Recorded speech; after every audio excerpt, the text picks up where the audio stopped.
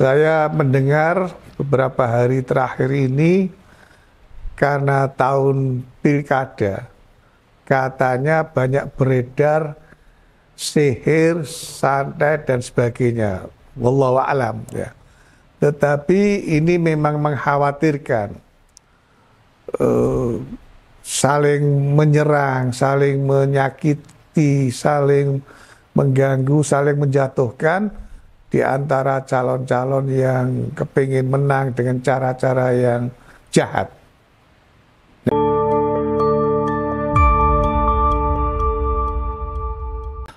Assalamualaikum warahmatullahi wabarakatuh. Alhamdulillah, assalatu wassalamu ala rasulillah Sayyidina wa maulana Muhammad ibn Abdillah wa alihi wa ashabihi wa man walah ila yaumil qiyamah ma ba'd. Saudara-saudara, malam hari ini kita akan ngaji tentang sihir, santet, tenung, dan sebagainya. Saya mendengar beberapa hari terakhir ini karena tahun pilkada, katanya banyak beredar sihir, santet, dan sebagainya. Wallahu a'lam ya. Tetapi ini memang mengkhawatirkan,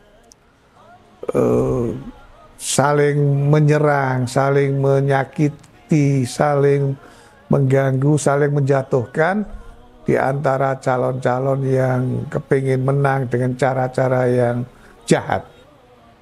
Nah, malam hari ini kita akan membahas tentang persoalan itu. Mudah-mudahan sihir-sihir dan santet itu tidak mempan, sehingga tukang sihirnya nggak laku, sehingga yang berniat untuk mencari dukun, tukang santet dan sebagainya menjadi berpikir lagi, karena semuanya yang diserang itu sudah punya benteng, sudah punya pertahanan diri. Malam hari ini kita akan mengaji tentang bagaimana Rasulullah SAW mengajarkan kepada kita agar supaya kita tidak terkena sihir, santet, dan sebagainya. Yang kedua, saya malam hari ini juga saya ingin meluruskan pendapat, pandangan yang menolak Nabi pernah kena sihir, atau sekaligus meluruskan pandangan sesungguhnya yang terjadi itu bagaimana, seperti apa. Nah, seperti yang biasa, saya akan menggunakan dua kitab hadis, yaitu Sahih Bukhari dan Sahih Muslim. Yang pertama tentang apa yang pernah terjadi dan dialami oleh Rasul. Saudara-saudara, ada sebagian orang Islam yang tidak percaya Nabi itu pernah kena sihir. Tidak mungkin. Nabi terlindungi dan dilindungi sehingga tidak mungkin. Nah, pokoknya tidak mau tahu tentang argumentasi, tentang hadis yang sahih dan sebagainya. Yang kedua, yang meyakini memang Nabi pernah kena sihir. Tetapi saya ingin meluruskan, sebetulnya Nabi menjadi target sihir dari orang Yahudi. Target, ya target. Yang kedua, saya ingin mengutip pendapat dari Al-Qadiyat yang beberapa malam yang lalu kita ngaji kitabnya yang berjudul Syifa, ya, Syifa. Qadiyat mengatakan, ini dikutip di dalam syarahnya Sahih Bukhari, ada di dalam kitab Fathul Bari di syarah Sahih Al-Bukhari, yang mengatakan Nabi disihir hanya fisiknya, tidak sampai ke akal sehatnya, apalagi sampai ke etikotnya, sampai keyakinannya, tidak kepada akal sehatnya, tidak sampai mengena keyakinannya, hanya fisiknya, dan itu pun tidak lama, karena itu menjadi penyebab, asbab turunnya dua ayat Al-Quran, Al-Mu'awwidhatain, Qul a'udzu birabbil falaq dan Qul a'udzu birabbin nas. Jadi eh, berdasarkan hadis yang ada di Sahih Bukhari dan Muslim, kita percaya Nabi pernah jadi target sihir orang Yahudi, tapi tidak mempan. Ya, karena dalam perlindungan Allah. Nah, target sihir itu kemudian menjadi sebab Allah menurunkan 2 ayat untuk bisa berlindung dari sihir. Yang kedua, yang Nabi yang ditarget itu yang kemudian tidak mempan, hanya kena fisiknya saja dan itu tidak lama. Ya, saya akan bacakan apa yang ada di dalam Sahih Bukhari. Hadisnya panjang, saya akan potong sebagian. Itu hadis diriwayatkan dari Siti Aisyah radhiyallahu anha, qalat suhiran nabiyyu sallallahu alaihi wasallam. Suhiran nabi sallallahu alaihi wasallam hatta kana yukhayyalu ilahi annahu yaf'alu syai'a ma yaf'aluh. Hatta kana dhata yawmin da'a wa da'a thumma qala asy'arti ya anna Allah aftani fima fihi shifai atani rajulani faqad ahaduma inda ra'si wal akhar inda rajuli, dan seterusnya. Ya, kalau di dalam Sahih Muslim agak sedikit berbeda tapi sama, yaitu tetap dari Siti Aisyah radhiyallahu anha. Beliau mengatakan sahara Rasulullah sallallahu alaihi wasallam Yahudiyun min Yahudi Bani Zuraik yuqalu lahu Labid ibnul A'sam. Ya, dan kalimat seterusnya hampir sama dengan yang ada di dalam Sahih Bukhari.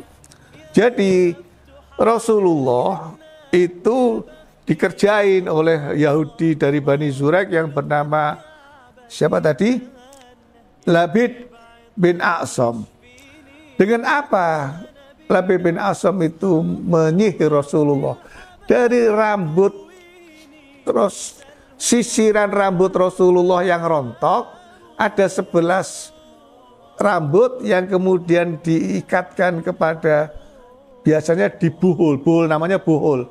Ya, kayak boneka berwujud manusia kemudian diikatkan begitu. Biasanya orang sihir begitu. Kalau targetnya manusia, maka dia akan buat boneka dari kapas atau dari apa, kemudian ditusuk paku atau kalau dalam kasus ini adalah rambut Rasulullah SAW. Di dalam banyak sejarah kan dijelaskan tentang rambut Rasulullah yang panjang, tapi rapi dan bau wangi. Anda tidak usah niru rambutnya dipanjangkan, karena pasti bau. Tidak wangi, malah justru mengganggu yang lainnya. Kalau sekedar bau lumayan, nah, kalau kemudian ketombenan, tumonen, nah itu malah justru mengganggu, merugikan orang lain. Tidak usah, ya. Pendek seperti saya saja kalau mau. Tapi kalau anak masih muda biasanya nggak mau kalau pendek bros. Ya, tentara bukan, bros ya. Nah, Rasulullah berdoa dan berdoa sampai kemudian mengatakan kepada Siti Aisyah, apakah kau tidak merasakan Allah memberikan pertolongan kepadaku? Diceritakan oleh Rasul ada 2 orang malaikat yang mendatangi beliau, satu pegang kakinya, satu berada di ujung kepala Rasul. Kemudian mereka berdialog. Makna dialog itu untuk menunjukkan kepada umat Kanjeng Nabi apa yang terjadi. Dibocorkan oleh malaikat, yaitu Labid al-A'sam. Kemudian 11 helai rambut, lalu dibuang ke sumur. Sumur itu sumur milik, astagfirullahaladzim, ini kalau di dalam Sahih Bukhari tidak disebutkan nama sumurnya. Di dalam Sahih Muslim insya Allah kok disebutkan nama sumurnya.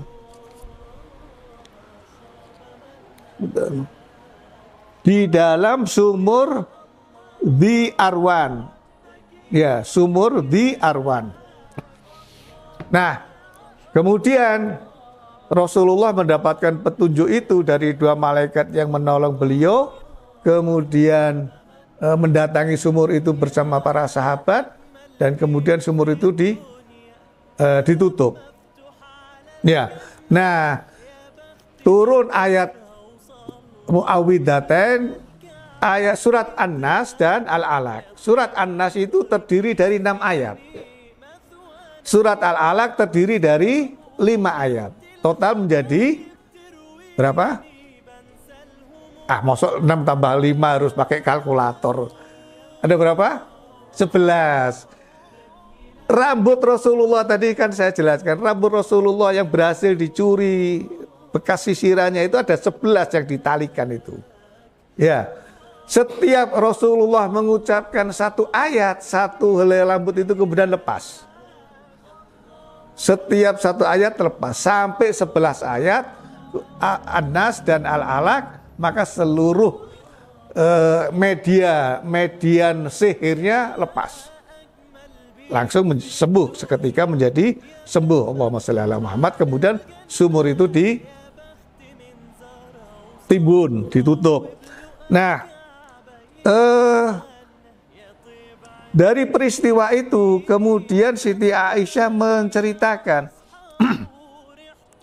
anna Nabiyya sallallahu alaihi wasallam di dalam Sahih Bukhari 5017. Kalau tadi peristiwa sihir itu ada di nomor 3268. Siti Aisyah radhiyallahu anha menceritakan anna Nabiyya sallallahu alaihi wasallam kana idza awa ila firasyih kulla lailatin jama'a kaffaihi tsumma nafatha fihima wa qara'a fihima qul huwallahu ahad qul a'udzu birabbil falaq qul a'udzu birabbin nas tsumma yamsahu bihima mastata'a min jasadih yabda'u bihima ala ra'sihi wa wajhihi wa ma aqbala min jasadih yaf'alu dzalika thalatha marrat.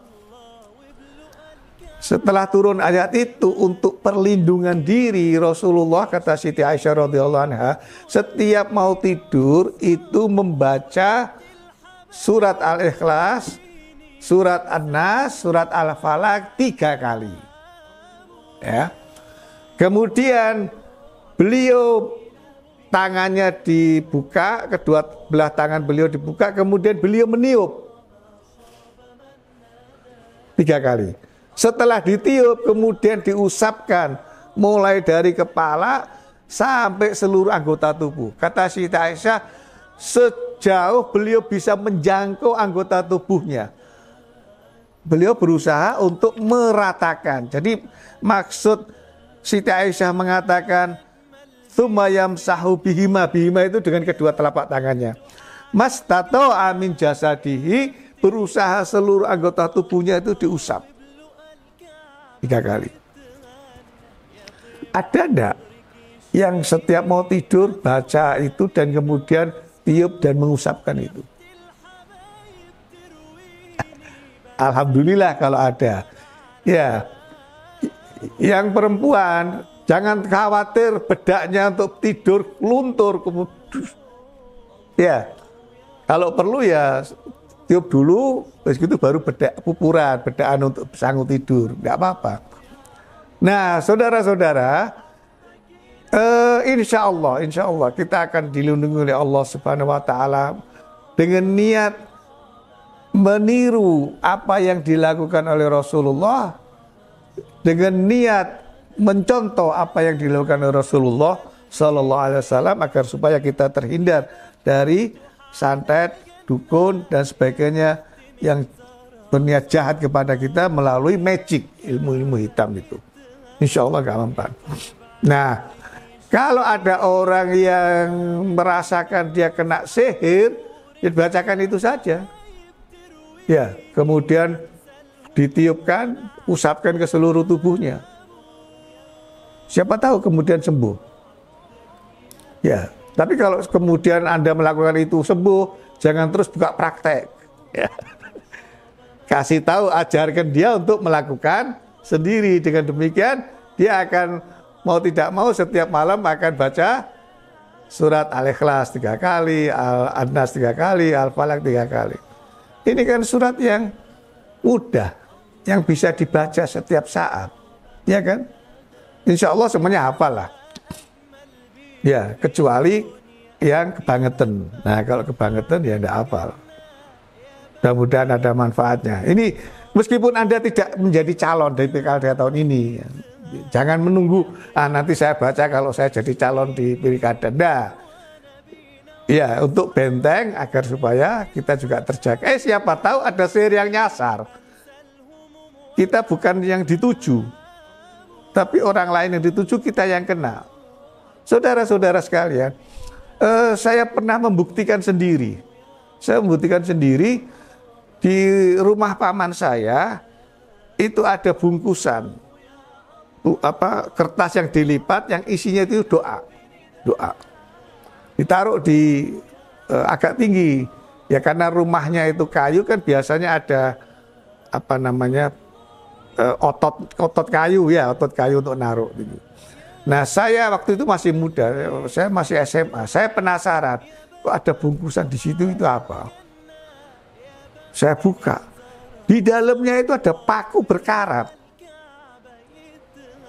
Saya tunjukkan kepada paman saya, ini apa kok paku kok disimpan, di situ ada tulisan Arabnya.